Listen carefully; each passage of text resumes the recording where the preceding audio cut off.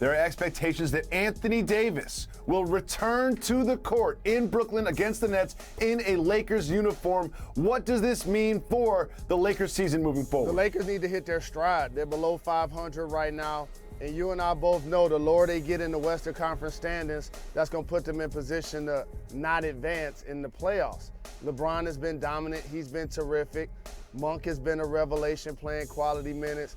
But ultimately, and Carmelo Anthony played well recently, but the key is going to be Anthony Davis. They're going to need him to not only drive it during the postseason, but they're going to need him to be a dominant performer in the regular season to help with their seeding. So I'm happy for him. I'm happy for them.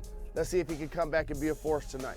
If Anthony Davis can get back in shape, get his legs underneath him, get ready for that playoff run, we've seen what he can do in a healthy playoff run. The last time that he was healthy in the playoffs, it was the bubble, and he was absolutely dominant. And Jalen, it is because of this, because of what I've seen from him when healthy in the playoffs, is why I still believe in this Lakers team. I still believe in this Lakers team. I would probably only pick the Suns over them in the Western Conference in a 7-game series. Am I delusional because all the other experts are telling me that they might not even make the playoffs? Well, you're delusional because you didn't include the Golden State Warriors. So I believe the Golden State Warriors and the Phoenix Suns have distinguished themselves as the best teams, definitely in the Western Conference, and in the conversation for the best teams in basketball. The Lakers are not on their level. However, when you start to look deeper into the West, and you see teams like Memphis and Utah. Memphis still has to prove it in the playoffs, a young bunch. Utah also, they've had some unceremonious playoff runs the last couple of years. So I feel like the Lakers are in the conversation with those teams. And if the Lakers were playing those teams healthy in a 7-game series, like you, I would pick the Los Angeles Lakers on paper.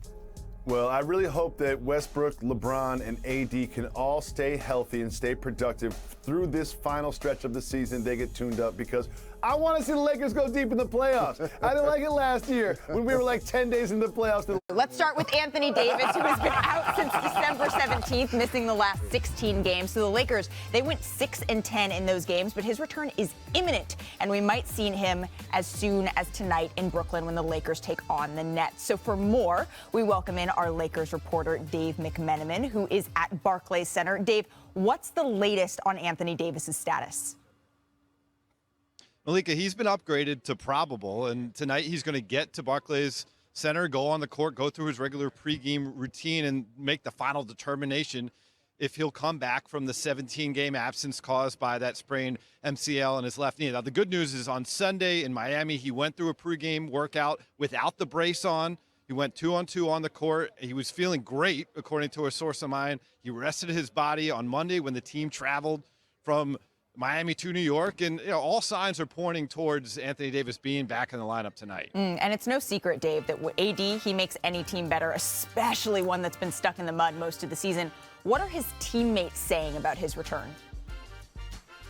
Well, LeBron said that anytime you add a player of AD's caliber, it helps on everything you do.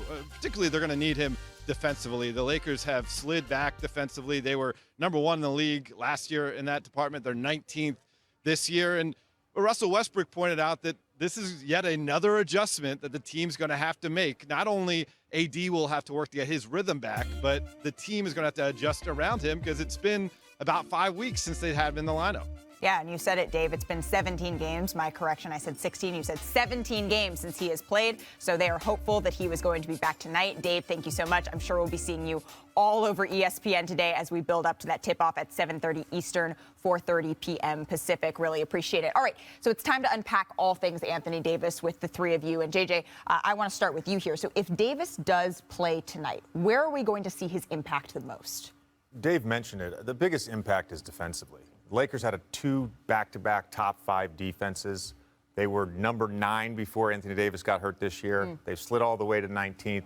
The biggest question mark to me is, can he start to make jumpers? Can he recapture that magic that he had in the bubble when he made 38% three during the playoff run? He's been one of the least efficient jump shooters in the league this season. So that's the bigger question mark to me. But the impact is for sure on the defensive end. Absolutely. I mean, they were the number 3 ranked defense, I believe, Perk, when they were able to win a championship.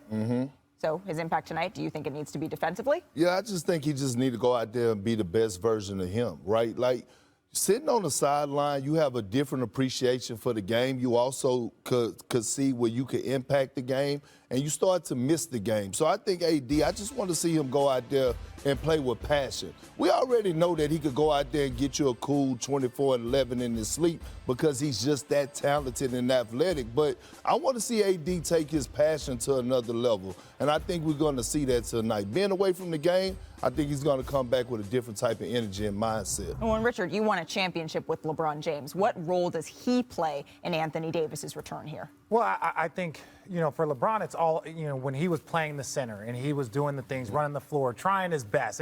Some of it was fake hustle, but he was doing his best. He was basically just out there saying, like, hey, look, when Anthony Davis comes back, this is what we expect from you in this space. Do I think that, like, Anthony Davis is going to come out and be the offensive player that he was in the bubble? I don't think yet. He's missed a month and a half because of injury. But ultimately, and we're all on this same thing, defense is something you can control.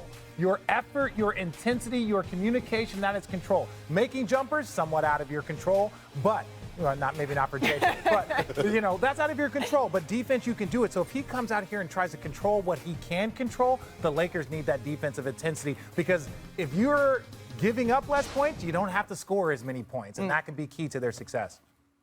No, I'm with you. I think the Lakers also got to do a great job of establishing him. As a big man, AD, in order to get him going defensively, sometimes you got to feed him. You know what I mean? You got to stroke his ego a little bit. We used to do it with Serge Ibaka. Seriously, Serge Ibaka in Oklahoma City. We made sure in the first quarter we got Serge going. You know why? Because we knew that Serge Ibaka was going to go out there and get us 10 to 12 blocks, like he was capable of doing. 10 to 12 blocks in a game? He did that. Go pull up. In Oklahoma City, Serge was different. Yes. I know. Okay, so but I'm just. But that's like once, maybe twice in his career. But no, that's not. You're saying that no, that's not. really You want to bet some push-ups? Oh, the push-ups. You want to bet some push-ups? Yeah. But see, look, here's the thing, too. Braun, I heard him in his post-game interview talking about how he's in the zone right now. He's not changing anything. I understand that. But he's going to have to change up a little bit and kind of stroke AD, because for the simple fact that if you don't change up and you don't get the best version of Anthony Davis, you're not going to do nothing. Listen, Anthony Davis, you got to play better. I said on this first night, if the Lakers were going to be any good, it was all going to be on you. Has nothing to do with Russell, had nothing to do with LeBron and the rest of them old-ass geezers they put together out there. But now y'all done crossed the line, because I really like Frank Vogel. And listen, it ain't his fault, but listen, in my opinion, I blame Anthony Davis. Anthony Davis, I like you as a person, but you ain't doing what you're supposed to do. You're 27 years old. You're supposed to be in your prime. You're supposed to be one of the 5 best players in the world, up there with Giannis, Kevin Durant, and those guys. And you ain't holding up your end of the bargain.